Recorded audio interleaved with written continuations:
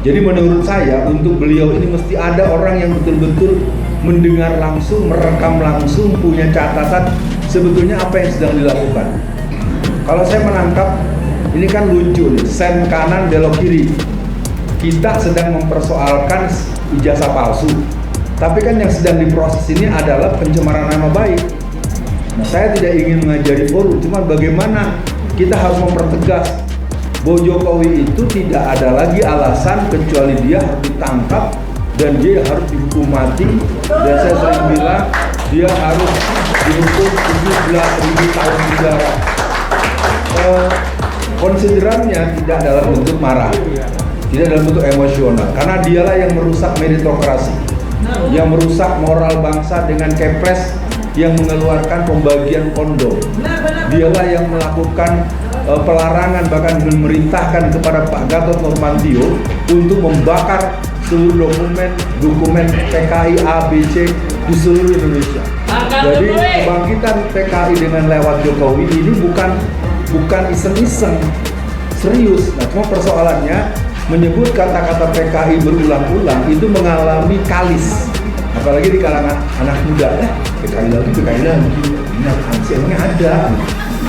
Padahal saya sudah bisik tadi pada Pak Ustadz Bahauli, mungkin dengan bapak-bapak tentara, baik Angkatan Darat, Lautan Udara, sekarang ini ada yang namanya LKI, Liga Komunis Indonesia. Ini adalah komunis golongan F, G, dan H. Ini saya bicaranya sangat sensitif, tapi saya berharap kita kembali untuk menjaga stamina kita, untuk menjaga persidangan. Kalau saya ingin mengatakan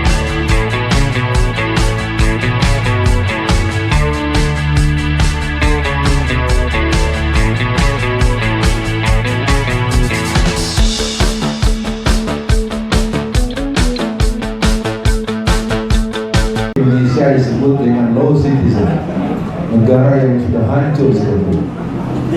Yang kedua, saya mengajak semua yang hadir, mari kita pikirkan bahwa gerakan kita ini gerakan bola salju, gerakan snowballing. Kalau ini bisa kita lakukan sebagai bentuk refleksi, ketika G30 SPKI hampir saja berhasil, maka kemudian turun satuan-satuan aksi yang luas. Saya mengingatkan pada bapak-bapak dan ibu-ibu, dulu kakak-kakak kita, senior kita,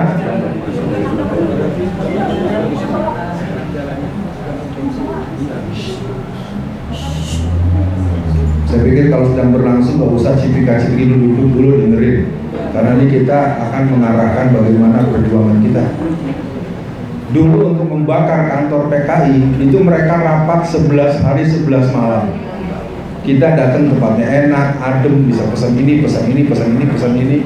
Rasanya kita harus mencurigai garis yang kita ambil.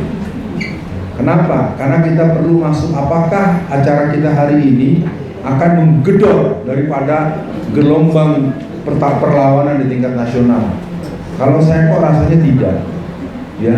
Mahasiswa saja dengan enaknya mendatangi saudara Gibran, kemudian ngomongnya nggak jelas segala macam. Nah, untuk yang kedua, yang ketiga adalah partisipasi generasi muda. Mungkin kepada kita, terutama teman saya Bu Mary, bagaimana kalau ada forum-forum seperti ini, hadirkan yang memang benar-benar pemuda yang usianya 17 sampai 25 tahun yang ngerti persoalan. Suruh datang, suruh ngomong. Karena bagaimanapun juga akhirnya kita akan dilihat sebagai kelompok orang-orang pensiunan, orang-orang yang sebetulnya udah kawin. Maaf ya, saya nggak bisa datang, saya kerja gitu. Kalau dalam Quran disebutkan infiru wasiqalan wajahidu fi sabilillah. Kalau orang berjuang itu dia sama dengan tentara. Jadi ada dua lembaga yang kalau dikumpulkan tidak akan pernah menolak dari kelengkapan dan kedisiplinan, yaitu bisnis dan militer. Kalau di kita, saya sampai bela-belain, saya minta tolong agar dipercepat. Jam 4 undangannya, dimulainya jam 5, ternyata akhirnya jam 6, dan waktu azan saya masih ngomong, malu saya sama Allah. Yang keempat adalah operasi trimulti, multimedia, multimetode, multistrategi. Rasanya mungkin ada pembicaraan kecil tentang bagaimana pengalaman saya mengalami proses hukum. Saya mohon maaf ini agak tajam nih. Waktu itu pengacaranya ada 112 orang. Tapi menjelang saya divonis, kadang-kadang nggak ada sama sekali. Kalau saya omongin, dibilangnya saya nggak bersyukur. Ini juga persoalan. Sejauh mana bahwa kita mempunyai pemahaman bahwa Pak Roy Suryo dan Bu Tifa ini sedang mengalami satu situasi tertentu. Jadi menurut saya untuk beliau ini mesti ada orang yang betul-betul mendengar langsung, merekam langsung, punya catatan sebetulnya apa yang sedang dilakukan. Kalau saya menangkap, ini kan lucu nih, sen kanan belok kiri. Kita sedang mempersoalkan ijazah palsu, tapi kan yang sedang diproses ini adalah pencemaran nama baik. Nah, saya tidak ingin mengajari forum, cuma bagaimana kita harus mempertegas bahwa Jokowi itu tidak ada lagi alasan kecuali dia harus ditangkap dan dia harus dihukum mati. Dan saya sering bilang dia harus dihukum 17.000 tahun penjara. Konsiderannya tidak dalam bentuk marah, tidak dalam bentuk emosional, karena dialah yang merusak meritokrasi, yang merusak moral bangsa dengan Kepres yang mengeluarkan pembagian kondom. Dialah yang melakukan pelarangan, bahkan memerintahkan kepada Pak Gatot Nurmantio untuk membakar seluruh dokumen PKI A, B, C di seluruh Indonesia. Jadi kebangkitan PKI dengan lewat Jokowi ini bukan iseng-iseng, serius. Nah, cuma persoalannya menyebut kata-kata PKI berulang-ulang itu mengalami kalis, apalagi di kalangan anak muda. PKI lagi, ini apaan sih? Emangnya ada? Padahal saya sudah bisik tadi pada Pak Ustadz Bahaudi. Mungkin lewat bapak-bapak tentara, baik Angkatan Darat, Lautan Udara. Sekarang ini ada yang namanya LKI. Liga Komunis Indonesia ini adalah komunis golongan F, G, dan H. Ini saya bicaranya sangat sensitif, tapi saya berharap kita kembali untuk menjaga stamina kita untuk menjaga persidangan. Kalau saya ingin mengatakan, kalau persidangan kita bisa kawal dengan baik dan apapun alasannya Jokowi harus dihadirkan di pengadilan, disitulah saatnya kita akan bisa mendengar betapa memang sebetulnya dia sedang ketakutan hari ini. Saya membatasi diri. Yang terakhir, mari kita mempersiapkan kemungkinan untuk tahun 2029-2031. Saya coba melacak partai bergambar gajah itu punya modal sekitar 400 triliun. Ya, mulanya saya sebut 4.000, tapi kemudian beberapa analis keuangan nggak mungkin Ustaz. Jadi kalau kita lacak memang kekuatannya ada sekitar 400. Tingkat kelurahan itu diberikan dana alokasi operasional per bulan itu 20 juta per kelurahan PSI tingkat kelurahan. PSI tingkat kecamatan itu dibantu disiapkan alokasi sekitar 30 sampai 60 juta. Tingkat kota kabupaten sekitar 100 sampai 150 juta per bulan. Jadi kalau saya bilang bedol desa dari PDIP itu akan masuk kepada PSI, dan PSI akan menjadi tempat penyemayan gerakan komunis PKI yang dahsyat. Sementara kita belum mampu menjelaskan kepada masyarakat bahwa ini bukan main-main, karena protektornya adalah Xi Jinping. Jadi gerakan ini sebetulnya ada dilema sendiri. Di satu sisi di tingkat tentara-tentara yang dinas, mohon maaf Pak, yang dinas nggak berani ngomong PKI, jangankan menjelaskan, nyebut PKI aja nggak berani. Saya punya pengalaman waktu itu ada pernikahan di Solo. Kemudian saya duduk di depan sini, ini ada komandan Korem kan berarti membawahi beberapa kodim gitu. Ada dari, saya coba buka, Pak bagaimana perkembangan PKI dulu? Oh iya itu ya, yang 3 huruf itu gitu. Jadi tentara saja nggak berani waktu zaman beliau ya, waktu zaman Pak Jokowi. Sayang saya masuk dan ada di posisi kita sudah masuk maghrib. Kata kuncinya, apakah kita tahu Pilpres 2029 itu pilihannya adalah presiden threshold itu 0%. Tolong diperhatikan. Maka kemungkinan kader-kader Partai Komunis Cina yang bermetamorfosis lewat Ahok dan Haritanu itu akan muncul secara serius. Yang kedua, untuk pemilihan Pilpres maupun Pileg nanti 60% itu akan dikuasai oleh jaringan Cina, baik orang Cinanya langsung atau orang-orangnya orang Cina. Ya, saya sepakat dengan teriakan lawan. Pertanyaannya, kita sedang mengerjakan politik apa? kerja politik apa yang sedang kita lakukan? Maaf ya, punten cek Sundanya, nuwun sewu, kita tuh nggak pernah melakukan kerja politik. Orang-orang berpolitik cuma pengen jadi anggota dewan, lalu dia kaya, punya mobil bagus, pelesiran, jalan-jalan, belanja-belanja. Jadi gerakan yang dibangun di bawah ini hampir tidak terjadi proses pendidikan politik. Saya tidak punya waktu panjang, paling tidak saya mengajak pada semua yang hadir, ada pesan Allah dalam Al-Quran begini bunyi. Tahsabuhum jami'a wa qulubuhum shatta. Kau lihat mereka seolah-olah bersatu, padahal hati mereka terpecah belah. Asbabun nuzul ayat ini bukan untuk orang Islam, bukan untuk orang beriman. Maaf ya, tapi kejadian sama kita. Siapa kita bisa memahami seorang Rismon yang kemudian hilang dari peredaran? Siapa yang kita bisa? Kita tidak sedang menuding beliau. Kita harus menanyakan, sanggupkah kita berjalan dengan garis khitah bahwa kita berjuang di garis perjuangan untuk mencapai tujuan perjuangan? Sekuat apa ketika tahu-tahu tawaran sekian miliar, sekian ratus juta, sekian triliun? Contoh Habib Rizik. Habib Rizik itu berhadapan dengan tawaran 2 triliun.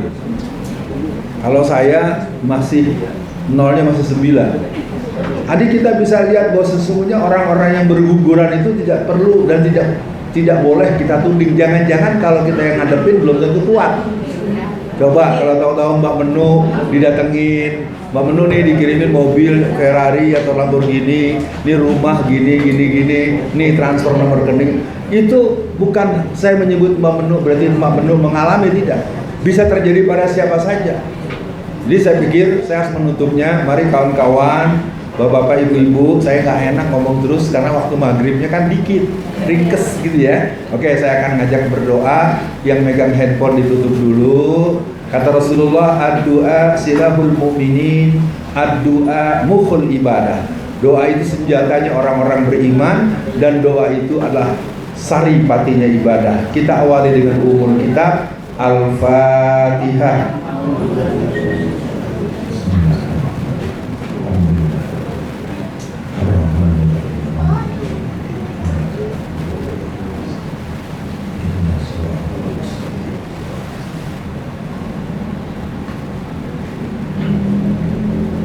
A'udzubillahi minasyaitonirrajim. Bismillahirrahmanirrahim.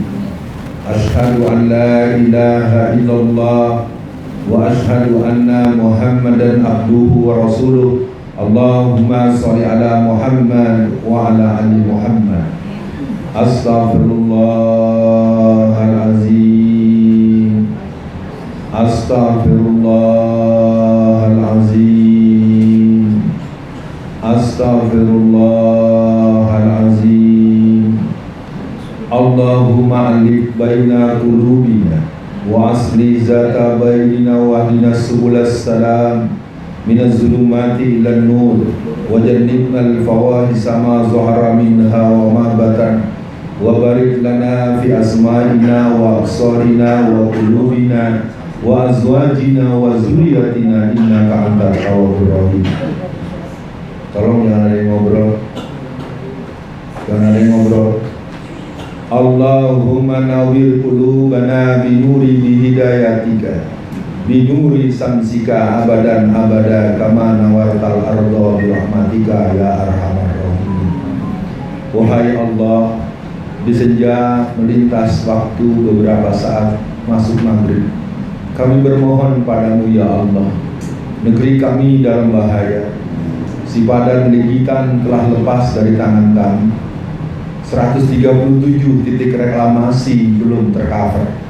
137-an ada pik yang juga tidak tercover. Kami tahu bahwa negeri ini hampir disebut malpraktek, negeri salah urus, negeri yang tidak diurus, negeri yang kurus, dan negeri yang tidak dikawal oleh para patriot yang siap untuk menjaga NKRI dengan darah dan air mata mereka. Aparat-aparat yang mesti menjaga negara banyak yang mengambil peran jadi pengkhianat. Patriot-patriot Pancasila, patriot-patriot putra-putra Indonesia, patriot-patriot Sudirman, patriot-patriot Hugeng, hari ini nyaris tak terlihat generasi mudanya. Kami mohon ya Allah di senja ini, jadikan pertemuan ini gabungan hati orang-orang yang siap berjuang untuk menjaga negara kami dari para kehancuran yang tak terperikan. Hutang yang membumbung, PHK yang tidak terbendung, dan berbagai peristiwa mati kelaparan, bencana-bencana konflik. Ada orang menyiksa pacarnya sampai hancur-hancuran selama 3 tahun. Berbagai peristiwa penyimpangan kecenderungan relasi seksual, laki-laki menyukai laki-laki, perempuan menyukai perempuan. Bahkan ada pernikahan membuat undangan di mana pengantin perempuannya adalah laki-laki, pengantin laki-lakinya laki-laki. Nauzubillah ya Allah.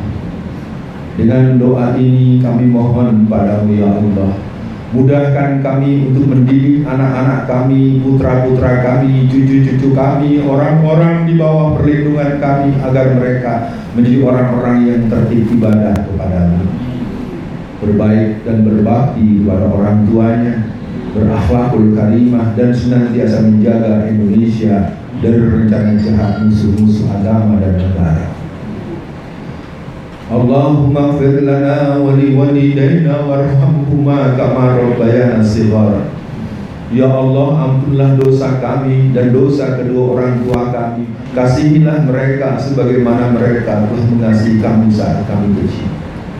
Kami berkumpul di tempat ini sementara anak kami sedang duduk berleha-leha depan televisi, sedang duduk bermanja-manja dengan pacar-pacar mereka. Sementara kami berpikir tentang negara, sementara generasi muda kami duduk-duduk santai dengan game online.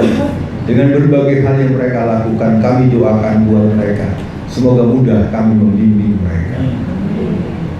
Rabbi a'inni wa la tu'in alayya wansurni wa la tansur alayya wamkurli wa la tamkur alayya wahdini hudani wansurni ala man bagha alayya Rabbi ja'alni laka zakkara laka rohaba laka mitwa laka muhbita ilaika awaha muniba. Ya Allah, tolonglah kami. Jangan kau tolong orang yang akan mencelakai kami, mencelakai negara kami, mencelakai generasi muda kami. Ya Allah, lindungilah kami. Mudahkanlah perjuangan kami dengan kesatuan hati, kesatuan komando, ketaatan pada pimpinan, dan keberanian menahan pengorbanan perjuangan, bukan dengan berkhianat. Nauzubillah. Rabbana atina fid dunya hasanah wa fil akhirati hasanah wa qina azabannar. Amin ya rabbal alamin. Bapak Ibu dan seluruh teman-teman, mari kita pahami bahwa perjuangan kita bukan main-main. Negeri kita dalam bahaya, sangat bahaya. Tanah-tanah sudah hampir lebih dari 60%. Bahkan beberapa data terakhir yang saya dapat sekitar 74-80% sertifikat tanah sudah di tangan orang-orang yang bukan warga negara kita. Mengerikan sebetulnya. Saya harus batasi. Saya mohon maaf kalau tadi ada beberapa orang yang saya tegur, itu wujud sayang saya pada Anda. Assalamualaikum warahmatullahi wabarakatuh.